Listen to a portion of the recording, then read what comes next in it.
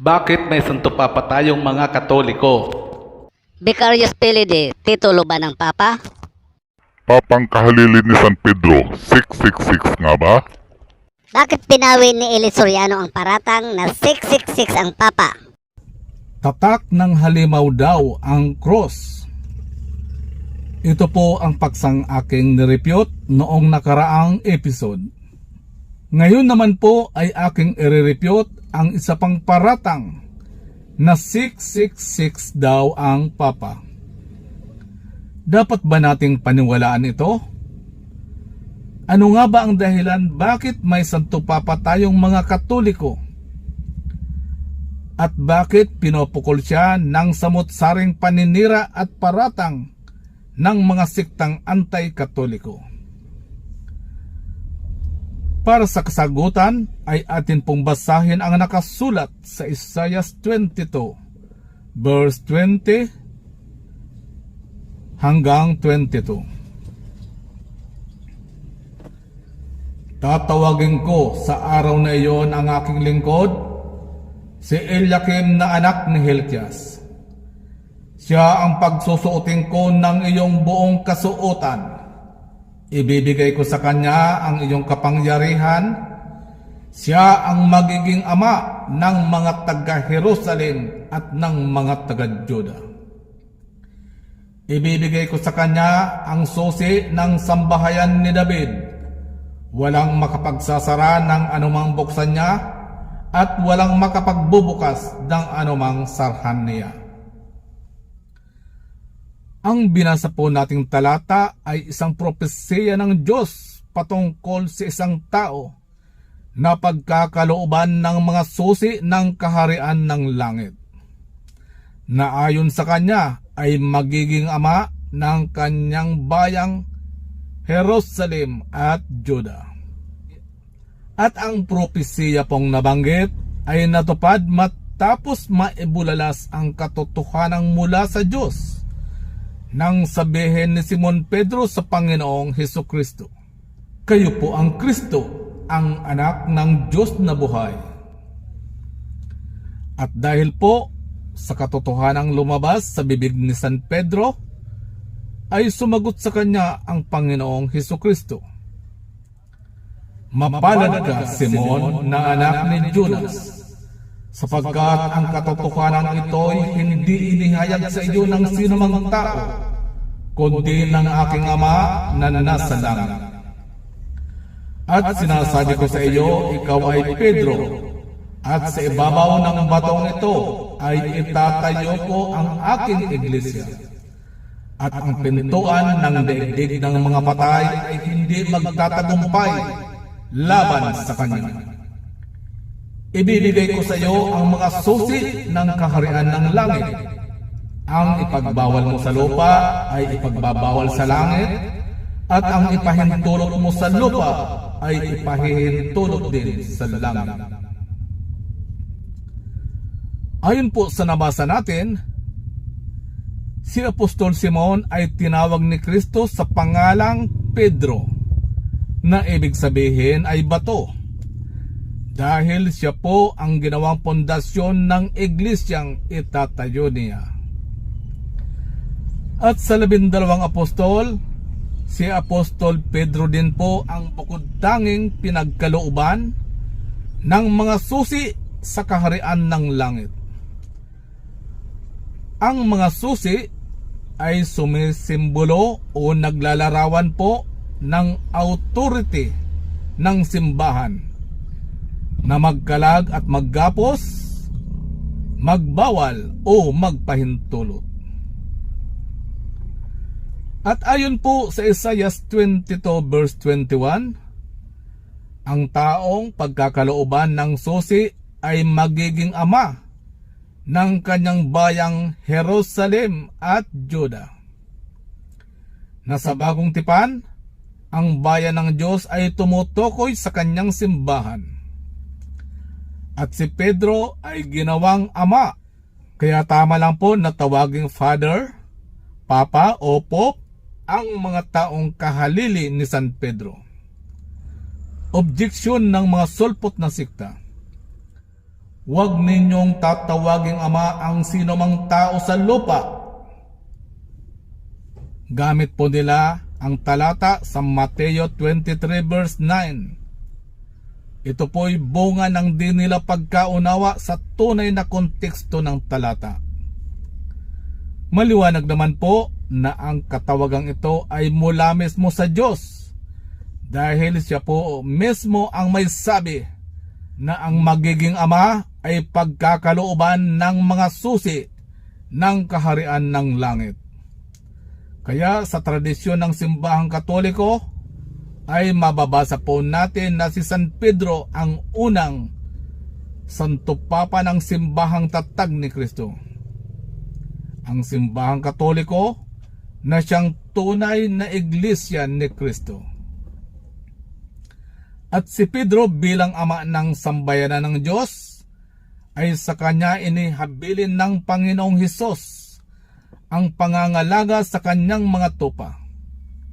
Mababasa po natin yan sa Juan 21 verse 15 hanggang 17, kung saan ay makaitlong ulit na sinabi ng Panginoon kay Simon Pedro na pakainin at alagaan ang kanyang mga tupa.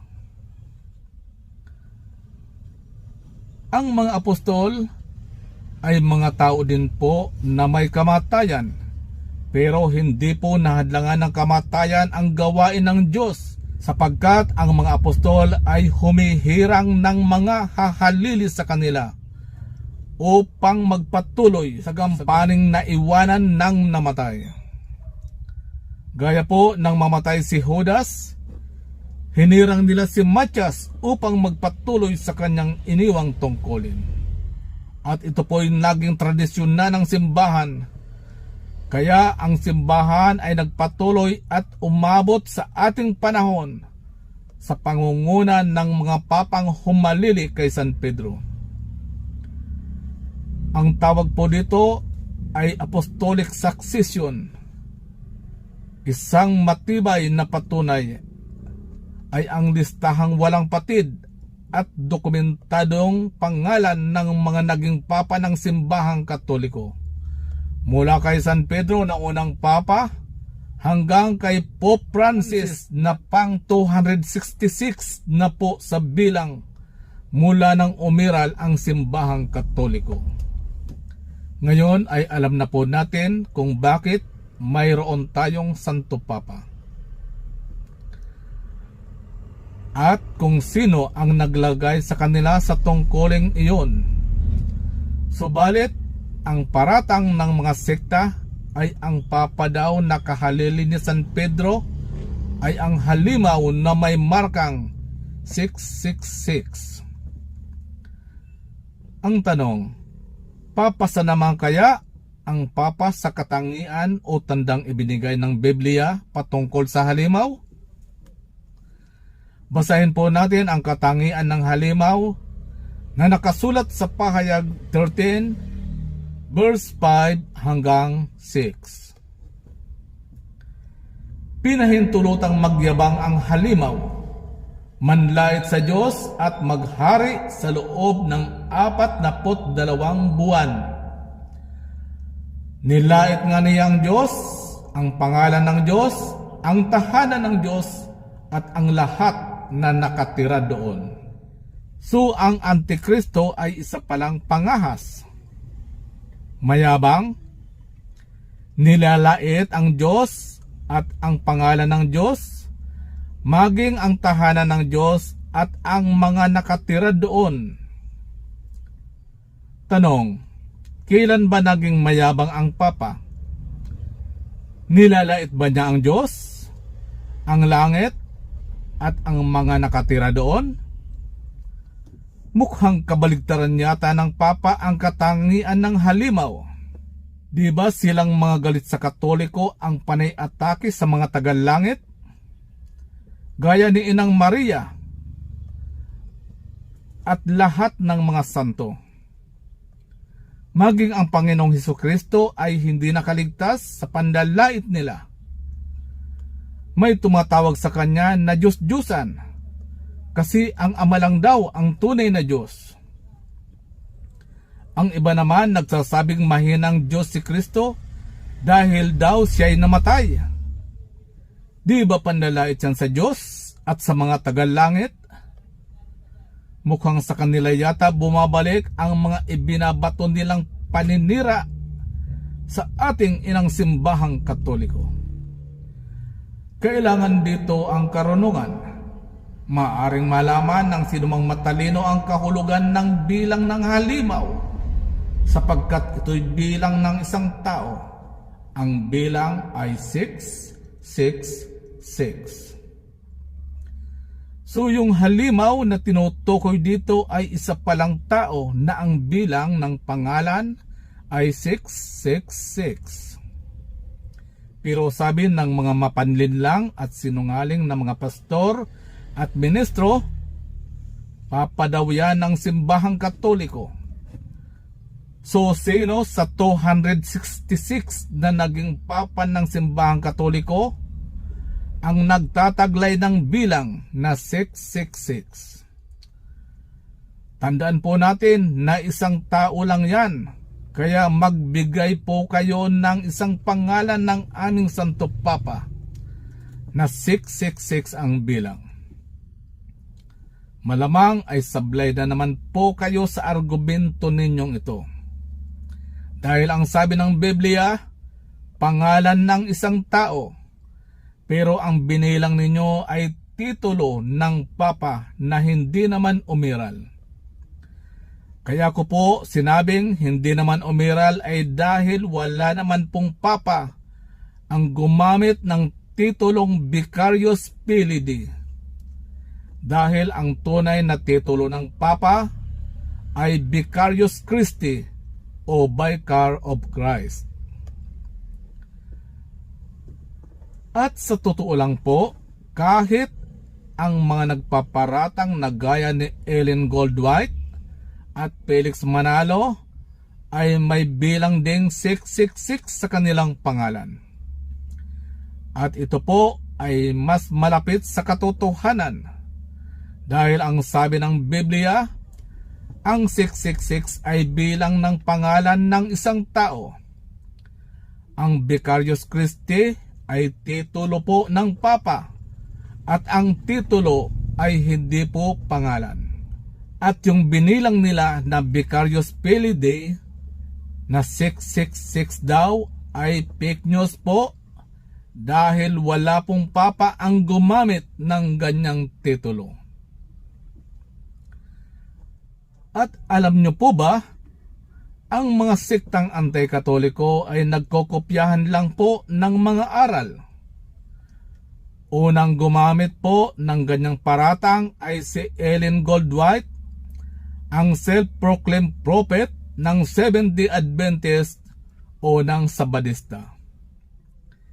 Kinopya naman ng INC 1914 ni Felix Manalo na dating ministro ng Sabadista bago nagsarili at nagtatag ng sektang INC 1914. Si Nicolas Piris naman ay founder ng dating kinaaaniban ni Eli Soriano. Ang siya namang pinanggalingan ng aral ni Eli Soriano na 666 daw ang Papa. Panoorin po natin si Eli Soriano habang matigas sa paninindigang 666 ang Papa at simbahang Katoliko daw ang Babylonia o babaeng patutot sa Revelation chapter 18. Yun yung larawan ng hayop. Ang kanyang bilang, 666. Bakit? Ang Papa may titulo. Yung kanyang tiara, yung kanyang korona, 3 tatong yun. Nakalagay doon ang mga salitang Vicarius Filii. Vicarius Filii, ang kahulugan nun, kahalili ng anak ng Diyos. Yung Vicarius, kahalili yun eh. Yung Filii, anak. Yung Dei, Diyos. So, kahalili raw siya ng anak ng Diyos. Pag binilang mo yan, sa Roman numerals, ang suma niyan 666. Bakit? Bakit Roman numeral? Kasi nung panahong isulat ang Biblia, ang naghahari sa Jerusalem ang Imperyo Romano. So ang ginagamit nila nung numerals ay yung Roman numerals. Kaya sa Roman numerals, kung babalik ka, hindi Arabic, ang suma nung pangalan ng Papa sa Roma, yung Vicarius Filidae, 666. Babalikan natin yung Biblia. 13:18. Dito'y may karunungan. Ang may pagkaunawa ay bilangin ang bilang ng hayop sapagkat siyang bilang ng isang tao. Ano bilang? At ang kaniyang bilang ay 666. Swak na swak, kumbaga sa basket. Hindi pwedeng magkamali, may bilang na eh. Ang bilang ginagamit yan to be certain, to be exact. Ang bilang ng hayop na isang tao na mangangaral, na nagmimilagro, na makapangyarihan sa buong mundo, anong bilang? 666. Sa Papa lang nandun yan. Pero ang good news po, dahil bago mamatay si Eli Soriano, ay inamin po niya na mali ang paratang niya sa simbahang Katoliko at isinisi sa mga mentor niya ang pagkakamali. Yan, i-focus mo sa Papa sa Roma. Mali yan. At para sabihin mo na yung Iglesia Katolika, yung Babylonia, mali rin yun, Brad Josel. Sabi, ang interpretasyon kasi nila dyan, ang Iglesia Katoliko daw yung patutot na Babylonia, kasuklam-suklam sa lupa, ina ng kasuklam-suklam, ina ng mga patutot. Yan ang sabi ng mga iba-ibang mangangaral. Pati Iglesia ni Cristo, yan din ang sinasabi. Basahin natin yung pasugo nila. Talagang nangungopia itong mga ito eh. 1963, pahina 16, kapatid na Daniel. Ang sabi po, malinaw ang ginawang pagtatapat ng pari. Ang Iglesia Katolika lamang ang laganap. Ang salitang Katolika ay nangangahulugang laganap sapagkat nasa lahat ng bayan, bansa, karamihan at wika. Sa Iglesia Katolika natupad ang hula. Ito nga ang babaeng may pangalang Hiwaga, dakilang Babylonia at siyang tahanan ng demonyo sa lupa. Mali yan. Mga kababayang Iglesia ni Manalo, huwag niyong paratangan ng Iglesia Katolika, yan ang Babylonia. Napansin kong ang tindi po pala ng pagkakaparatang dito sa iglesia ng Katolika. Alam mo ba yung dakilang Babylonia kung ano yun, Brad Josel? Ano po ito? Pinanggalingan ng lahat ng mga patutot sa lupa. Ina siya ng mga patutot at kasuklam-suklam sa lupa. At ang lawak niya, siya ang pinananagot ng Diyos sa lahat ng mga pinatay sa lupa. 18:24 ng Apokalipsis, kapatid na Daniel. At nasumpungan sa kanya ang dugo ng mga propeta at ng mga banal at ng lahat ng mga pinatay sa lupa. Nananagot pala itong dakilang Babylonia ng lahat ng pinatay sa lupa mula kay Abel at sa mga propeta. Sa panahon ng mga propeta, wala pa naman ang Iglesia Katolika eh. Paano mong ipaparatang sa kanya yan? Paano ang Iglesia Katolika yan? Wala pang Katoliko nung siya panahon ni Abel. Kaya kilala mo ngayon kung anong dakilang Babylonia, Brad Josel? Hindi po Iglesia Katolika, Brad Eli. Hindi po mayaatang sa Iglesia Katolika yun eh.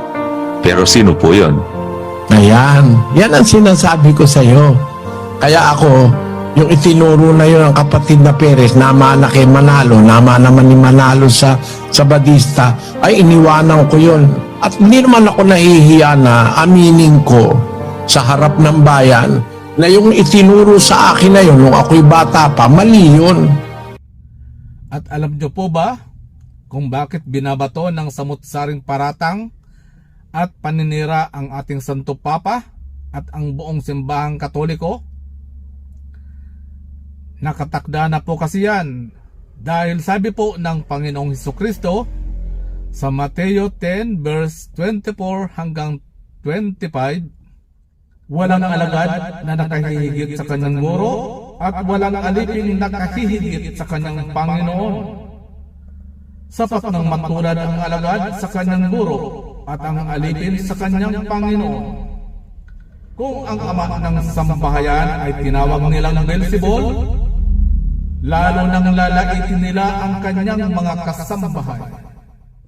Ibig pong sabihin, kung ang Panginoong Hesukristo na puno ng sambahayan ay kanilang nilait, pinaratangan at tinawag pa sa pangalang Beelzebul, na ibig sabihin ay pinuno ng mga demonyo, yung mga kasambahay pa kaya niya ang makaiiwas sa mga samot-saring paratang at paninira.